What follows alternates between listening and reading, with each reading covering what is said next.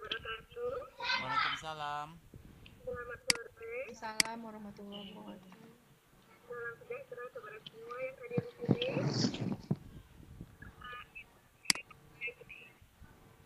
Saya berhasil dan teman saya ini dia dari SDN Batam.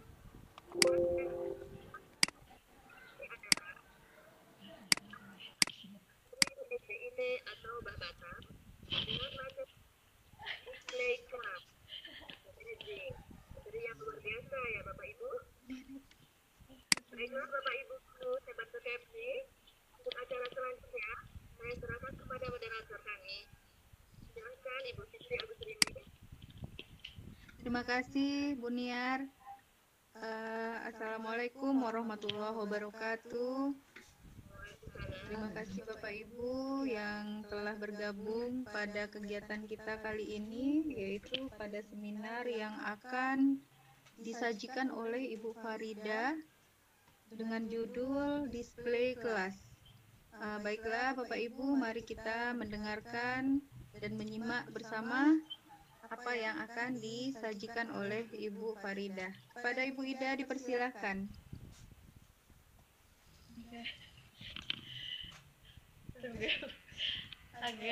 agak bermasalah nih punya saya.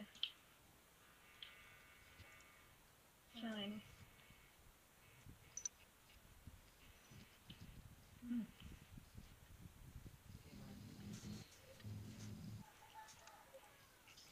Laptop saya hang. Oke.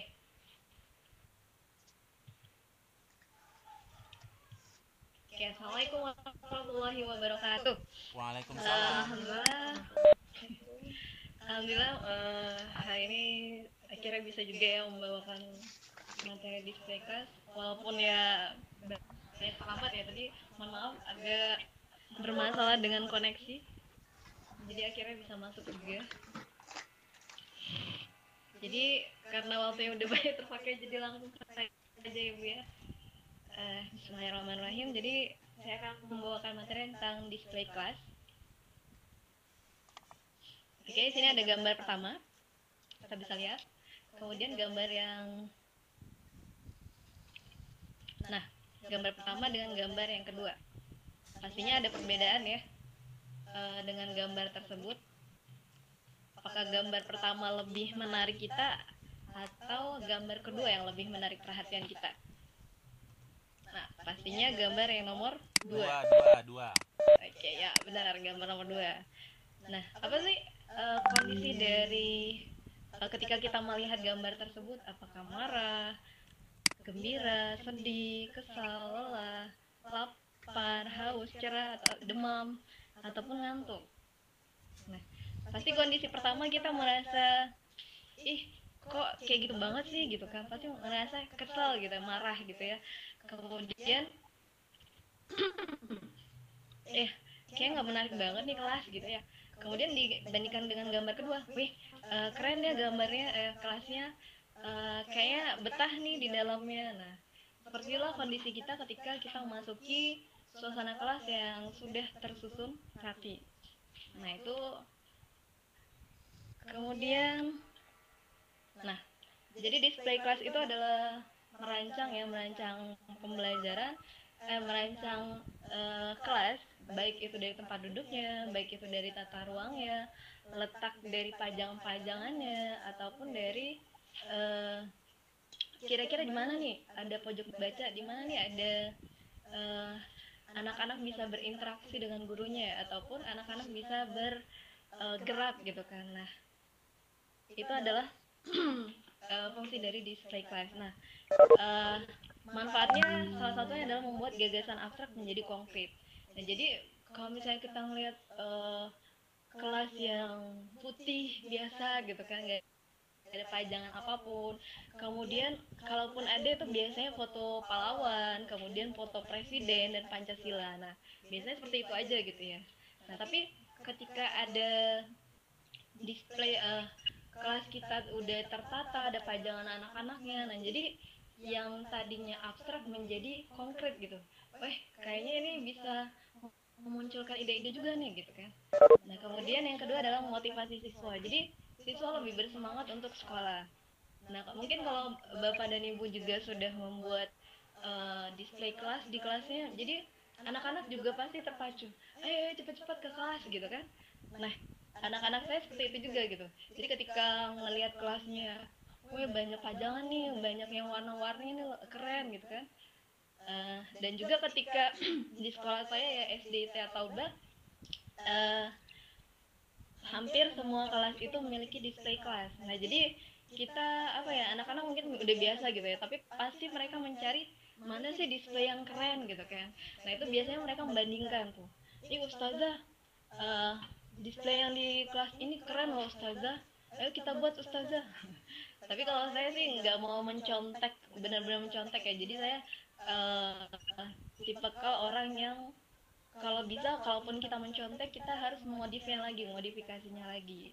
Oke, kemudian manfaat display kelas yang ketiga adalah mengarahkan perhatian anak. Jadi biasanya kalau misalnya display itu baru dipajang ya, nah itu pasti anak-anak bakal lihat, itu kan punya aku, bagus ya.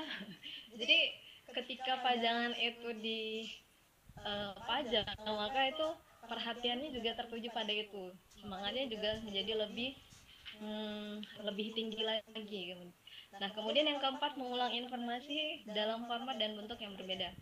Nah, kalau misalnya kita buat sesuatu misalnya siklus air. Nah, mungkin kalau misalnya anak agak sulit untuk menghafalnya dengan membuat display itu, nah jadi anak bisa lebih mudah untuk menghafalkannya. Jadi kebanyakan kalau pelajaran-pelajaran juga bisa memudahkan mereka untuk mencerna pelajaran tersebut. Kemudian mengingat kembali pelajaran sebelumnya ya. Jadi apa yang sudah dibuat mereka yang udah dipelajari mereka buat ataupun mereka tuangkan dalam bentuk display, maka dengan mudah mereka akan mengingat kembali informasi yang sudah berlalu. Kemudian meringankan usaha belajar. Jelas ya, dengan adanya display kelas pasti anak-anak lebih mudah mengingat, kemudian hafal mereka jadi tidak terlalu berat lagi. Oh iya, misalnya kita membuat peta Sumatera, peta Indonesia ya. Oh iya, di Sumatera itu ada pahlawannya yang bernama saya Sisingamangaraja. Kemudian yang di daerah Sumatera Baratnya ada Imam Bonjol. Nah, jadi itu lebih memudahkan anak untuk mengingatnya. Ini ada yang belum ini nih. Oke. Nah, kemudian jadi ini bentuk ruang kelas nih. Jadi ruang kelas tadi bahas display, kemudian ruang kelas. Nah, jadi saya mencakup dua hal ya, ada display kelas dan juga ruang kelas. Nah, ruang kelas mungkin yang biasa kita pakai adalah ruang yang di kelas kita, yang ada mejanya, ada bangkunya, ada papan tulisnya gitu kan. Nah, mungkin ada juga yang sudah menggunakan ini ya, yang lesehan berada di luar ruangan, yang ada di dekat pohon-pohon. Mungkin kita juga pernah menggunakannya, atau bisa juga kita menggunakan ruangan-ruangan yang mungkin ruangan berbeda selain ruangan kelas kita ya. Kemudian lesehan di lantai kelas, kemudian juga ruang laboratorium. Jadi kelas bukan hanya beratapkan dinding dan juga bukan hanya memiliki atap dan juga dinding ya, dibatasi oleh dinding dan atap, tapi dimanapun kita berada sebenarnya kita bisa memanfaatkan suasana untuk belajar. Misalnya kita ketemu tukang bakso nih, kita mau wawancara yang tukang bakso. Nah, bisa menjadi tukang bakso itu adalah narasumber ataupun sumber belajar bagi anak-anak. Atau kita ketemu dengan fotokopi. Nah, anak-anak bisa mempelajari bagaimana sih teknis cara memfotokopi. Nah, jadi dimanapun kita sebenarnya bisa belajar. Mau itu kita rekreasi di pantai, sebenarnya kita juga bisa belajar. Nah, tergantung bagaimana guru bisa membuat suatu bahan ajar yang menarik gitu kan, walaupun dimanapun berada gitu. Nah, biasanya peta tempat duduk ini biasa kita lihat ya dari kecil. Misalnya kita paling nggak suka tuh berada di depan, kita biasa paling ujung, paling pojok dekat dinding gitu kan. Nah, ini adalah peta posisi duduk yang konvensional yang biasa terjadi. Dan mungkin kalau bapak dan ibu guru masih temukan juga di kelas, nah berarti harus segera berpindah gitu kan. Kenapa? Karena kecenderungan anak pada posisi duduk yang itu saja itu membosankan, kemudian tidak menarik perhatian mereka. Nah, kalau misalnya kita posisi duduknya misalnya kita pindah-pindah setiap bulan, maka itu akan menarik perhatian anak-anak.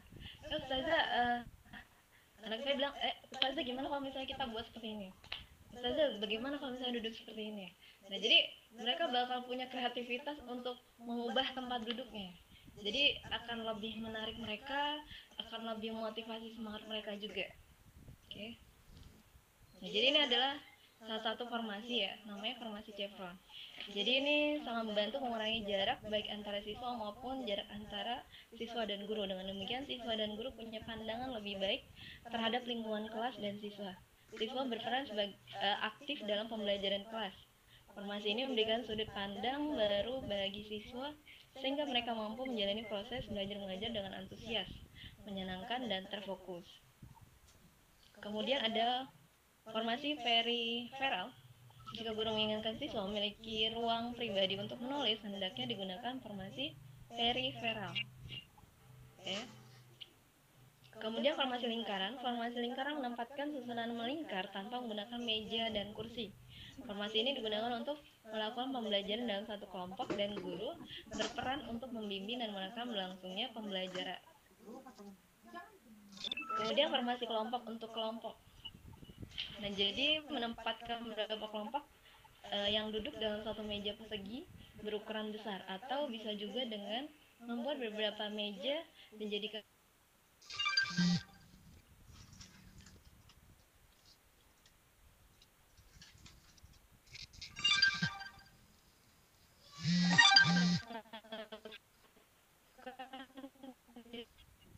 diskusi, menyusun permainan atau observasi kelompok. Nah, ini yang pernah saya lakukan tapi bukan formasi konvensi ya. Jadi dua meja-meja yang sambung ini saya pisahkan. Jadi anaknya dibagi misalnya 6 kelompok. Jadi ini satu di sana, satu di sini, satu di tengah-tengah, satu lagi di depannya, kemudian ini di samping kiri dan samping kanannya. Samping kanan dan di depannya gitu ya. Jadi ini kalau saya pecah lagi gitu. Jadi anak-anak saling berhadapan duduknya. Nah, kalau yang ini namanya formasi konferensi. Nah, formasi ini digunakan untuk metode debat saat membahas suatu masalah. Nah, kemudian di dalam kelas kita juga memiliki 10 zona ya. Jadi di dalam bukunya Menitkatif, yaitu buku kelasnya manusia, jadi minimal harus ada 2 zona. 2 zona itu sudah bagus ya. Nah, zona yang pertama adalah zona belajar klasikal.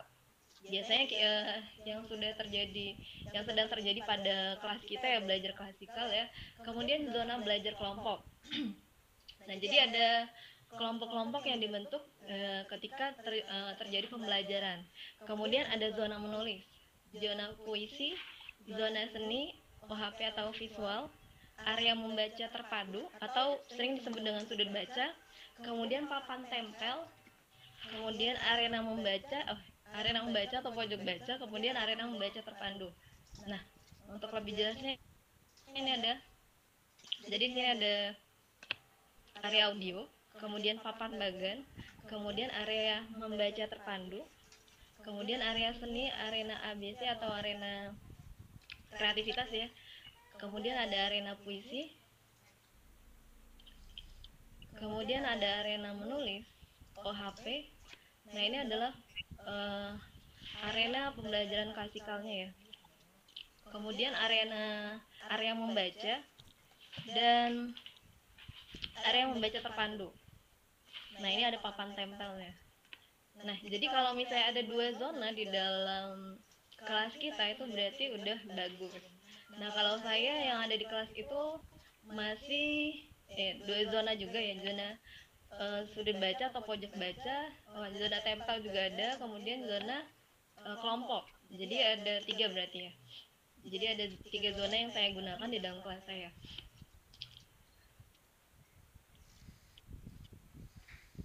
Oke. Mulai dari mana sih mendesain kelas? Jadi 4 hal yang perlu diketahui guru adalah pertama syarat utama desain kelas, kemudian tujuan, kemudian pendataan barang-barang atau perangkat kelas, kemudian tata letak dan pengaturannya. Nah, syarat utama desain kelas, visibilitas atau keleluasaan pandangan, tidak mengganggu pandangan ataupun kegiatan yang sedang berlangsung. Yang kedua, aksesibilitas atau mudah dicapai. Penataan ruang harus memudahkan siswa untuk bergerak dan melihat. Kemudian yang ketiga, fleksibilitas atau keluasan, yaitu barang-barang dalam kelas hendaknya mudah ditata dan dipindahkan. Yang keempat adalah kenyamanan, temperatur kelas sejuk, cahayanya terang, suara guru harus bagus, atau intonasi dan ritmenya. Kemudian keindahan, memberikan pengaruh positif pada sikap siswa selama proses pembelajaran. Nah, apa sih tujuannya jika kita ingin mendisplay ataupun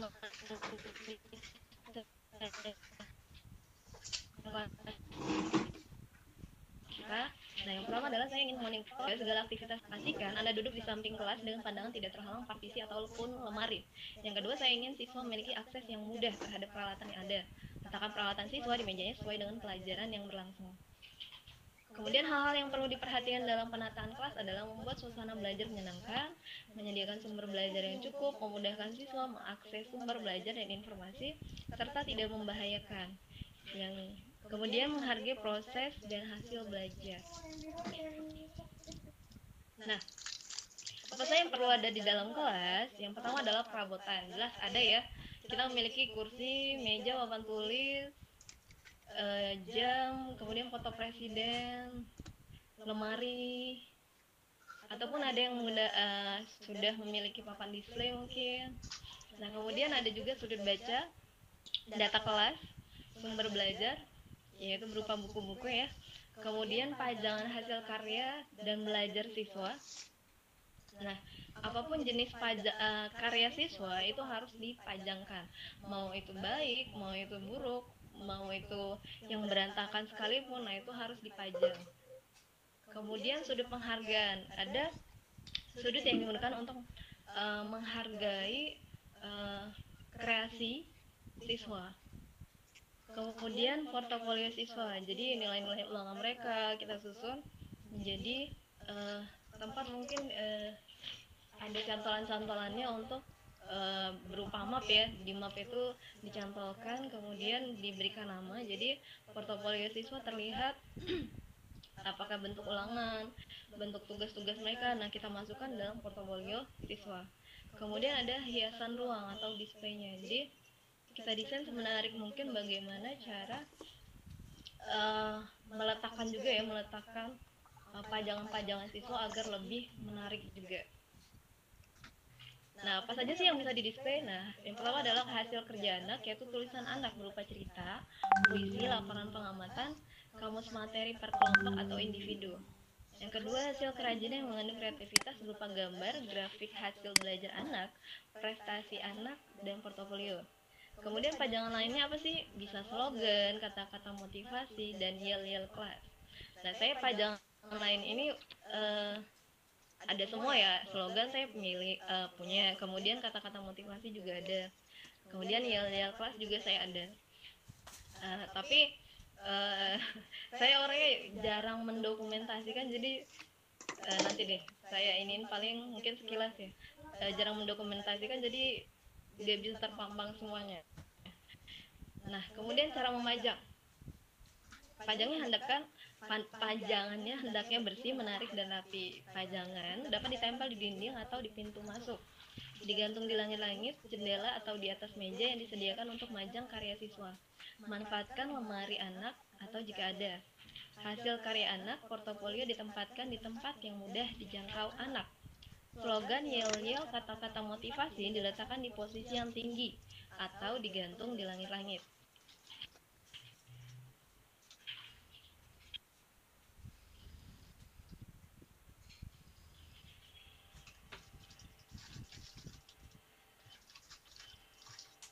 Tadi saya kayak lupa deh masukin.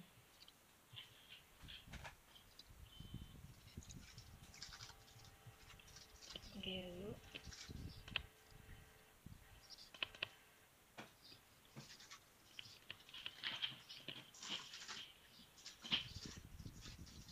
Saya tadi nggak sempat juga untuk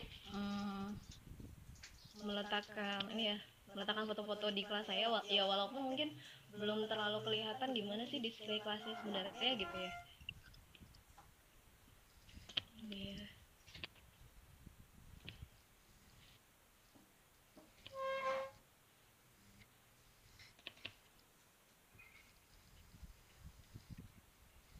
Bisa kelihatan Bu? Halo? Kelihatan? Jelas, Oke, jelas, jelas. Nah, jadi Mantap. mungkin ini di belakang anak-anak ada kata-kata motivasi ya, kata-kata motivasi. Jadi mohon maaf saya belum bisa menampilkan foto-foto di kelas saya sendiri. Nah, jadi kalau ini adalah kata-kata motivasi yang saya letakkan. Jadi mereka bisa menjangkau dan bisa membacanya sendiri. Nah, kemudian ini adalah hasil karya anak. Jadi kemarin itu ada lomba membuat apa sih? Karya mading ya. Nah, jadi madingnya ini hasil kreasi anak, nggak boleh di print. Jadi mereka buat ada puisi, kemudian ada komik di sini, komik, kemudian di sini ada cerita tentang Indonesia ya, kami cinta Indonesia. Nah, ini ceritanya. Kemudian di sini ada puisi, ini puisi, dan juga di sini ada karena kemarin belajar tentang semboyan ya, semboyan ataupun slogan-slogan gitu. Nah, ini adalah semboyannya. Nah, jadi ini diperlombakan dan kita mendapat juara 2.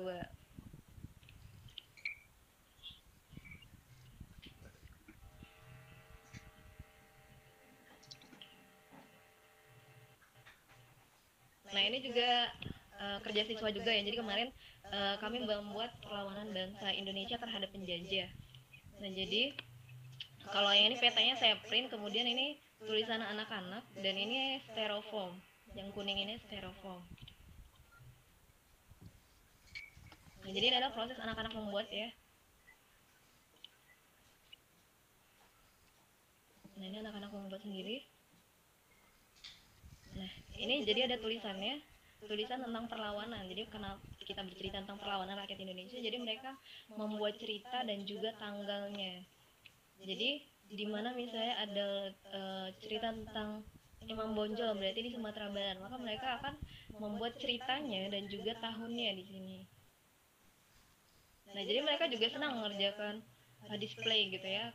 Kenapa? Bahkan mereka selalu bertanya, Ustazah kapan sih lagi kami bisa mendisplay kelas gitu kan. Nah, salah satu yang apa ya, yang kurang dampak negatif sih enggak ya, tapi display kelas ini makan banyak waktu ya, 3 jam bahkan kadang nggak cukup gitu, bahkan bisa jadi 4 jam atau 5 jam, tapi tergantung kita sih memanfaatkan anak-anak ataupun menginstruksikan anak-anak gimana caranya untuk mendisplay kelas. Dan di sini yang terpotong ini ada pajangan saya, jadi di kaca itu saya tempel bunga-bunga, kemudian ada juga di kacanya sendiri, nah itu tempel gambar-gambar gitu, tapi ini nggak terlalu kelihatan ya. Dan di sini juga ada aturan kelas, jadi aturan kelas yang saya tempel di sini. Oke. Kemudian di sini juga ada hasil karya anak yang terpotong ini ya. Ini ada gambar rangka tubuh manusia. Nah, ini penampakannya.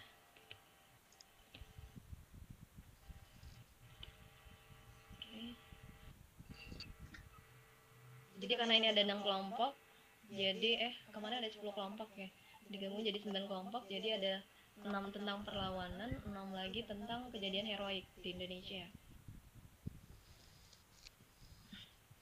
Oke, jadi itu salah satu display ya yang bisa dibuat oleh Bapak dan Ibu guru hebat. Nah,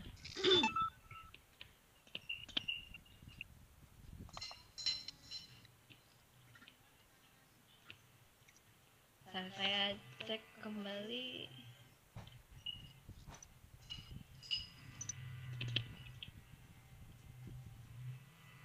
Ini saya nampilin tentang display lain ya.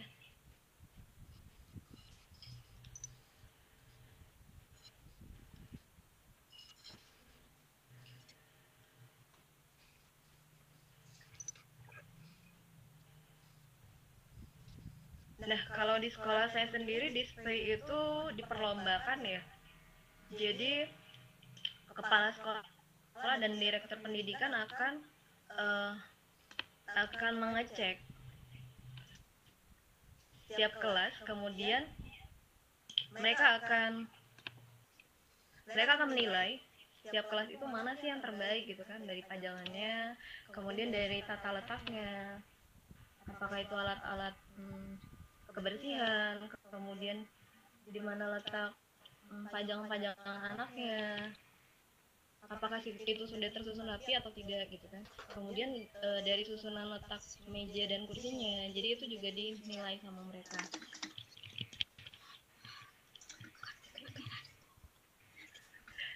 Kayaknya ada yang ngomong tuh. Bentar ya Bapak Ibu, lagi loading.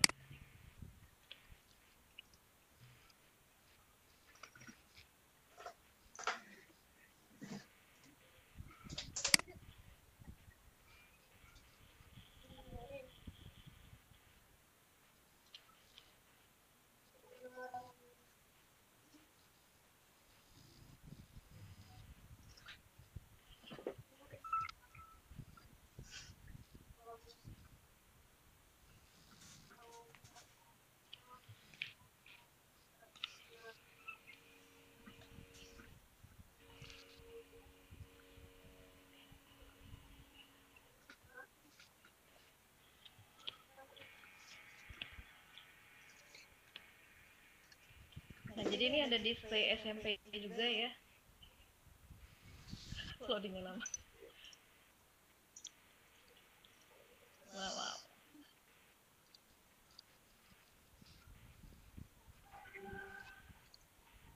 Banget ya. Oke.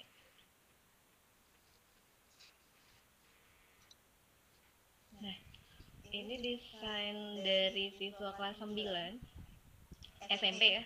Jadi ini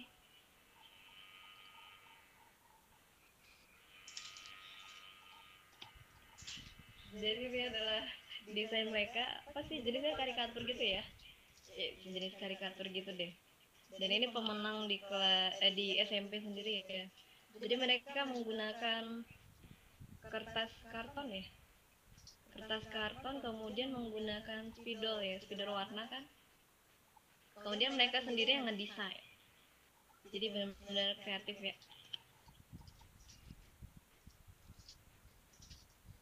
Nah, ini ada contoh aturan kelas. Jadi aturan kelas saya, ini aturan kelas SMP ya. Aturan kelas saya lebih jelas lagi. Kalau ini kan lebih umum ya.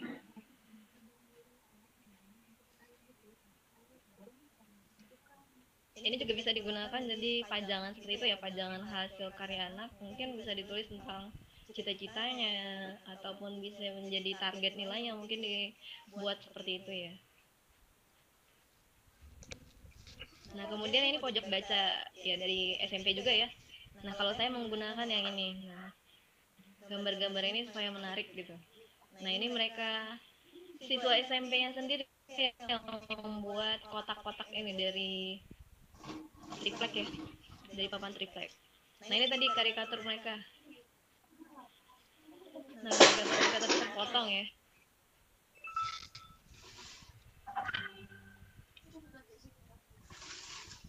Oke, jadi sebenarnya banyak sih, tapi kalau saya sendiri sih saya jarang mendokumentasikan karena apa ya, bukan kurang apa ya, karena tidak hobi mendokumentasikan, juga karena tidak terbiasa untuk mendokumentasikan, mungkin seperti itu ya. Jadi mungkin itu aja, selebihnya saya jawab aja ya. Oke, saya kembalikan kepada kepada moderator.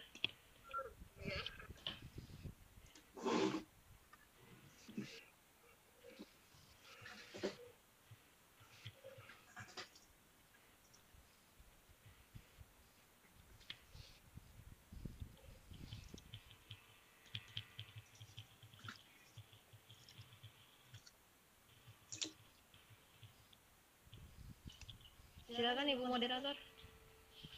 Oke, Halo. makasih ya. Halo Bu Farida. Setelah melihat bagus presentasinya tentang display kelas dan ruang kelas ya Bu ya.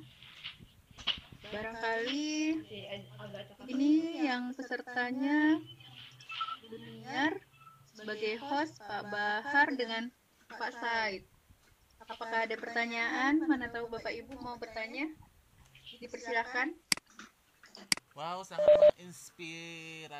inspiratif sekali ini materi yang disampaikan oleh Ibu Farida, dan saya jujur sangat termotivasi. Inspiratif, Bu. Inspiratif. Ya, suaranya hilang-hilang timbul Pak Bahar. Oh iya. Yang barusan ini kayaknya lumayan bagus. Oke. Besar. Diulang lagi ya. Ini agak-agak hilang nih suaranya nih Pak. Iya, sangat menginspirasi ya. Ulang lagi Pak Bahar, Ulang lagi ya. ulangin. Materi yang disampaikan sangat inspiratif sehingga bisa menginspirasi saya untuk membuat kelas, untuk mendisplay kelas menjadi lebih baik lagi. Namun saya ada kendala nih, Ibu Farida. Kendala saya kan mengajar di kelas 6. Yang saya ajarin itu adalah anak-anak yang IQ-nya sewaktu di kelas 5, mereka IQ-nya itu setelah kita tes. Jadi saya itu mendapatkan anak yang IQ-nya benar-benar low gitu. Jadi rata-rata mereka ketika kemarin dites rata-ratanya itu di bawah 3 gitu rata-rata. Jadi beban dan itu saya Nggak sangat sempat mendisplay gitu ya Pak ya. Jadi jangankan mau sempat mendisplay, membuat display segala macam gitu, mengajar kali-kali bagi-bagi aja saya seperti ngajar Udah kali-kali terkulas bagi gitu ya. seperti anak Iya, kelas iya. 1, dan saya ngajarnya itu sebanyak 35 orang gitu. Sebenarnya saya sangat senang gitu. Dulu waktu saya mengajar di kelas 5 beberapa tahun yang lalu, kelas 5 dan kelas 1, saya sangat senang gitu karena kegiatan dan waktunya banyak hanya untuk membuat hal-hal seperti ini gitu. Jadi tapi ketika saya mengajar di kelas 6 ini, satu display pun tidak sempat saya buat bersama-sama gitu karena itu tadi gitu kendalanya. Oke, sudah Pak Bahar? Pertanyaan saya, kira-kira ada nggak solusi dari Ibu Farida nih? Kira-kira mungkin Ibu Farida kan udah berpengalaman juga mengajar beberapa tahun. Terima kasih. Jadi silakan Bu Nah. Farida dijawab dulu Kalau pertanyaannya. di sekolah saya mau di kelas 1 sampai kelas 6, baik SMP juga ya Pak, mereka memiliki tugas untuk membuat display kelas. Jadi mereka harus menata gimana tempat duduknya, gimana cara menempelin pajangan-pajangan anak-anak gitu kan. Nah jadi walaupun sesibuk apapun mereka masih bisa menyempatkan diri. Nah jadi kalau dari kelas 6-nya sendiri, ya walaupun saya belum pernah turun langsung ya ke kelas 6, saya selama 2 tahun, saya masih 2 tahun ya di SD, jadi di kelas 5 saya jadi mengajar di kelas 5 terus, dan kelas 6 memang belum gitu ya. Nah jadi di kelas 6 sendiri memang banyak try out gitu kan, banyak tugas-tugas, kemudian yang pasti menyita banyak waktu gitu ya. Nah solusinya mungkin Bapak bisa menugaskan anak-anak di rumah gitu ya. Mungkin Bapak membuat desainnya, misalnya apakah bentuknya seperti baju yang tadi gitu kan, atau bentuknya seperti bola. Nah mereka tinggal menggunting aja, jadi Bapak buat format atau polanya dulu. Jadi mereka tinggal mengisi tentang bacaan-bacaan. Biasanya saya juga seperti itu gitu kan. Saya memberikan contoh, misalnya kita mau bentuk seperti ini nih. Nah, jadi kalian bentuk dulu seperti ini. Ataupun kalau misalnya anggaplah saya nggak sempat, anggaplah anak-anak nggak bisa gitu ya. Maka saya akan membuat pola-polanya atau pajangan seperti apa yang akan saya tempelkan. Jadi bentuknya itu dari kita, kemudian anak-anak dilibatkan untuk berkreasi. Jadi mereka mungkin membuat gambar-gambar di luarnya, kemudian mereka juga bisa menghias-hias. Nah seperti itu Pak. Kemudian juga misalnya kita mau ngambil tentang hobi saya ya mungkin, atau mereka suruh cerita tentang pengalaman menyenangkan di kelas. Nah jadi kita bentuk polanya dulu tuh, misalnya dari kertas karton ya kan, kita bentuk misalnya mau bentuk baju kah atau bentuk kupu-kupu ya terserah lah gitu ya. Nah jadi di dalamnya, jadi kita buat 2 lembar ya, satu lembarnya itu untuk tulisan mereka, yang di luarnya itu untuk mereka hias. Nah bahkan sebelum saya di SD ITA Tauba, saya bekerja di SD di Green Camp ya. Nah itu ada teman saya yang luar biasa banget kreatifnya gitu. Jadi ada aja inspirasinya. Misalnya ada suatu materi gitu ya kan, tentang masalah kemudian solusi. Nanti dia buat diagram tulang ikan. Bisa juga itu menggunakan aturan kelasnya. Jadi dia akan membuat format seperti itu. Ataupun misalnya dia membuat pajangan tentang apa ya, misalnya perubahan wujud ya, perubahan wujud benda, kemudian dia mau bentuknya es krim.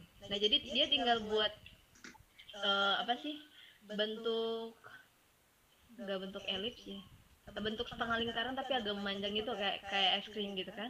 Nah, jadi anak-anak tinggal mengisinya, kemudian menghiasinya di luarnya. Nah seperti itu Pak. Jadi sebenarnya nggak ada cerita untuk saya sibuk nih gitu kan, atau saya udah sangat lelah nih mengajar kognitifnya aja udah sangat sangat menguras waktu gitu kan. Gimana lagi dengan membuat display kelasnya? Pastilah nggak bisa. Alasan ya. Bisa aja sih Pak, tinggal bagaimana cara kita menugaskan ke anak aja. Seperti itu Bapak. Dari pengalaman saya sih seperti itu ya. Bang, saya juga pernah dapat kelas 5 yang super duper apa ya, kalau kita terangkan hari ini besoknya nggak nyambung lagi tuh. Wah, luar biasa, itu benar-benar menguras emosi luar biasa. Tapi apa jangan tetap ada, walaupun nggak semaksimal kalau sekarang saya ngajarnya di kelas unggulan ya, kelas 5A. Jadi ya nggak serepot dengan yang dulu lah gitu kan. Biasanya anak keunggulan itu kreativitasnya lebih gitu kan Tinggi, dibandingkan benar. anak-anak yang Makanya saya jadi seperti itu Pak. udah, Jadi tinggal Bapak kreatifkan aja gimana anak-anaknya. karena itu tuh keberatannya saya di situ gitu, karena waktu saya benar-benar terus untuk pengetahuan aja, karena kejar target untuk mereka menghadapi Iya, betul. SBN itu gitu. Jadi terbebani. Kalau dulu sih ketika saya mengajar di kelas yang bukan kelas 6 ya, sudah 2 tahun terakhir saya dikasih kelas bengkel. Jadi itu lebih enak saya rasa gitu untuk untuk membuat display kelas ini. Waktu saya terasa lebih ada gitu dibandingkan sekarang. Kalau sekarangnya fokusnya ya itu hanya kognitif saja gitu. Padahal psikomotoriknya sangat penting sekali sih sebenarnya. Terima kasih solusinya. Ya, itu aja pertanyaan saya. Sama-sama. Kayaknya Bu Farida kalau menghias kelas mungkin kayaknya kalau kita pulangnya sorean mungkin itu bisa ya, maksudnya ada komitmen antara wali kelas dengan anak-anak dan itu bisa disepakati. Tapi kalau kadang-kadang gitu ya, pengalaman saya lah di sekolah saya juga ini ceritanya, kalau kita udah jam pulang itu semuanya udah mau pulang aja kan. Jadi kayaknya mau menyepakati untuk mau bikin display kelas itu agak rumit ya emang kayaknya. Atau mungkin keinginan wali kelas kayaknya nih belum. Sebenarnya kan itu ya Bu ya. Bisa jadi Dulu sih. saya pengalaman kalau di sekolah swasta saya lihat dan dulu pernah saya merasakan kayaknya memang itu tuntutan. Jadi ada lomba, ada usaha. Jadi kita tinggal ambil bahan-bahan. Benar nggak Bu? Betul Bu. Jadi karena di sekolah saya dilombakan, jadi anak saya bilang gini, Ustazah, kapan kelas kita dinilai Ustazah? Ayo Iya. Ustazah kita buat display. Jadi mereka yang punya apa ya? Kita termotivasi display ya. gitu. Iya. Jadi mungkin Ya, ibu bisa mereka ngadain mau juga lomba gitu kan. paling cantik berarti kan kelasnya. Wah, kalau Ibu tadi mending Ibu bilang kelas anaknya apa? Anaknya Super punya duper inisiatif. diajar hari ini, besok lupa. Kalau anak saya diajar di saat itu juga lupa juga dia tuh. Apalagi ngajarnya matematika. Ah iya, itu betul banget itu Bu. Bapak Ibu, ini kayaknya Bu Meta baru masuk. Barangkali ada pertanyaan. Pak Said, mau bertanya Pak Said?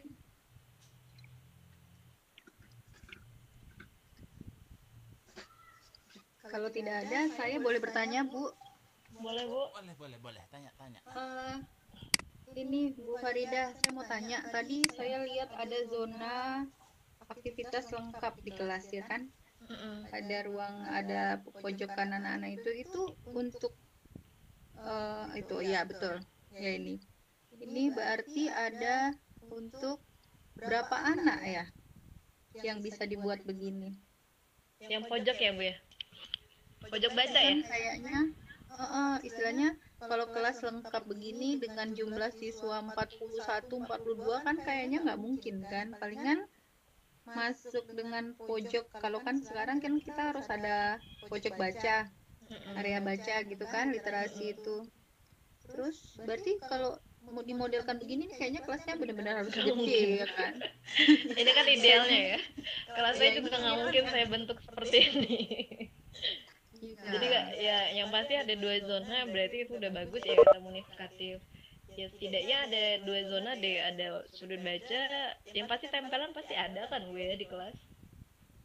Ya kalau inilah kalau di sekolah saya memang saya kepengennya begitu karena kami juga sekolah baru pindah juga ke gedung yang baru kan Bu. Sebelumnya kita masih SMP Negeri 56 Bu.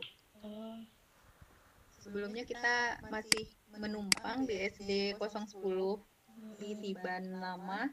Jadi kami emang nggak pernah menghias, palingan menghias ya ala kadarnya kan.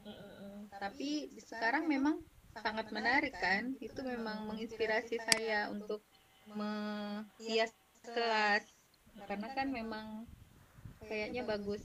Tapi bagaimana model dilombakannya itu, apakah per tema bagusnya atau tema kelas itu masing-masing itu berbeda? Mungkin Bu Farida bisa bagi pengalamannya yang di sekolah SDIT atau UBAH ya Bu ya? Iya Bu. Nah kalau untuk di SDIT atau UBAH sendiri itu biasanya per tahun ya Bu. Jadi per tahun akan ya? Sekali itu diadakan, dan itu dilombakan, dan hadiahnya itu berupa peralatan kebersihan ya, benar ya? Peralatan kebersihan gitu sih Bu. Mungkin kalau dari hadiahnya kurang menarik sih ya. Peralatan kebersihan gitu kan. Nah jadi dilombakannya ya tergantung dari sekolah juga ya, apakah sekolah punya dana atau enggak gitu kan. Jadi mungkin bisa dalam satu semester sekali, jadi setahun bisa 2 kali. Nah itu lebih menarik lagi gitu kan. Nah jadi mungkin ada pengumuman juga dari kepala sekolah bahwa kita di kelasnya akan dinilai gitu. Nah anak-anak juga akan termotivasi untuk memperbaiki atau mendesain kelasnya sendiri. Dan juga kemarin sempat ini juga sih Bu, kita kan punya taman juga ya, jadi tamannya juga ikut dinilai juga, Dihias ya, ikut ditata ya Bu ya. Iya. Jadi ya ada informasi dari kepala sekolahnya juga ya, kemudian diinformasikan ke guru lagi dengan ke muridnya, jadi mereka lebih terpancing semangatnya untuk mendisplay kelasnya sendiri. Tadi menyangkut ini, kalau boleh bahas sama Pak Bahar. Ya, silakan. Kalau menurut saya Pak Bahar, Ketika kayaknya ada perbandingan juga ya dari kelas, misalnya kelas saya gitu kan, mereka kan tuh dengan kelas sebelahnya. emang kayaknya memang ada Pak, kalau menurut saya kecerdasan anak, intelijensi anak dengan gaya kreatif itu pasti ada ya. Iya. Tapi Iya pasti. kadang-kadang antara matematika sama prakarya itu kayaknya berbanding berbalik juga kayaknya Pak. Maksud saya untuk pengetahuannya, kadang pengalaman saya lah lihat di sekolah saya itu, kalau belajar sama saya matematika itu nilainya 30, 40 ya kan. Tapi kalau udah belajar prakarya bagus-bagus hasilnya, cantik gitu hasilnya. Ibu matematika Iya ya? kan ada. Siapa Pak? Ibu matematika yang ngajarnya Bu Fitri? Iya, saya matematika Pak. Iya, gini Bu, saya ini kan kelas 6 ini, kalau kelas 6 selalu kan dituntut agar gurunya itu mengajarkan 3 mata pelajaran inti yang di USBN kan, karena ini menyangkut harga diri sekolah juga ya, dan kita tahu Ataubah memang selalu juara 1 ya. Selalu juara 1 tingkat Kota Batam, bahkan tingkat provinsi ya. Ataubah, Ibu Ataubah ya? Ibu Ida ya? Iya. Sama Pak Asrullah ya? Iya. Iya, sekolah Ataubah ini memang selalu mereka juara 1 Bu untuk ranking tingkat sekolah dasarnya. Benar, nilai mereka USBN-nya. bersih sekolahnya Pak, nggak kayak kita. Jadi kita Pak Bahar SD mana? Saya SDN Negeri 004 Batu Ampar. Yang kemarin salah satu siswanya yang 004 Batu Ampar. diutus ini siswa Olimpiade Matematika di Padang tingkat nasional kemarin. Oh, keren. Iya, kita kalau Mantap, Pak. karena muridnya banyak, memang kita ada mencetak ini apa nama kita sengaja dicetak sih memang untuk olimpiade itu dari kelas 1 itu udah dicari, kalau dia udah agak-agak pintar sedikit dikumpulin agak 5-10 orang itu dicetak sehingga nanti di kelas 4 mereka sudah bisa ikut olimpiade. Dan kemarin udah beberapa tahun sih kita udah lumayan bisa ke tingkat nasional gitu. Namun ya itu tadi kendalanya, bagi yang anak-anak yang kurang ini sakit ngajarnya gitu loh. Sakitnya dalam artian nggak punya waktu lagi. Jadi yang kurang gitu bagian Pak Bahar gitu sekarang. Ya, udah 2 tahun terakhir saya terus gitu. Kemarin dari rata-rata 3, alhamdulillah rata-rata kelasnya jadi 6 gitu. Nah sekarang ini kok makin berat gitu, dari rata-rata di bawah 3 mau try out kemarin terakhir mau rata-rata 5 aja susah. Waduh, jadi pusing kepala memikirkan nilai. Sama kita Pak. Pak Bahar orang matematika juga ya? Saya nggak matematika, kalau guru kelas kan wajib semua Bu, tapi kan anak-anak itu rata-rata. Oh iya benar. Rata-rata kalau mereka matematika nggak bisa, semua pelajaran hampir nggak bisa gitu. Tapi Iya. Kalau Pak Bahar berarti satu kelas itu mengajar 3 mata pelajaran itu ya? Iya, wajib 3 mata pelajaran gitu yang harus ada setiap hari kan. Tapi Bapak sendiri yang ngajar ya? Sendiri. Oh, kalau di sekolah saya enggak. Kalau di sekolah saya misalnya ada guru bahasa Indonesia, ada guru matematika, ada bidang guru studi IPA. ya untuk kelas tingginya ya. Kita belum bisa Bu seperti itu karena itu tadi.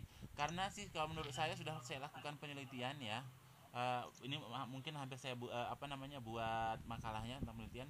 Ternyata pengaruh dari cara mengajar di kelas sebelumnya 4, 5, 6 itu sangat berpengaruh sekali gitu cara gurunya mengajar. Karena tidak balance gitu. Saya ngajarnya misalnya jarak, kecepatan waktu, cara ngajar saya tidak menggunakan rumus, sementara 4, 5, 6 mereka menggunakan rumus sehingga anak-anak itu akhirnya belajar ngulang lagi. Kemarin saya udah bicarakan sama ibu kepala sekolah, mau tidak mau ya guru sistemnya sistem jemput kalau seperti ini gitu. Jadi ngajarnya dari kelas 4, muridnya itu kelas 5 itu, kelas 6 itu. Mungkin kalau secara itu saya rasa untuk nilai bisa saya bilang. Kalau hanya di kelas 6 aja di waktu setahun mau menggodok anak yang parah ini rasanya aduh gimana ya. Sangat punya kendala yang besar. Oke, itu aja mungkin curhat ya.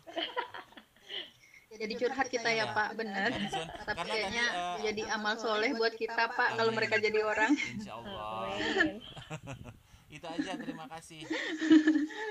Makasih atas materi yang inspiratif yang diberikan oleh Ibu Farida ini ya. Mau tidak mau sih sebenarnya kita harus ada sih display kelas ini ya. Karena penting Bu juga gitu display kelas ini saya rasa. Oke, Ibu moderator silakan. Oke Pak Bahar, sudah? Udah. Curhatnya udah.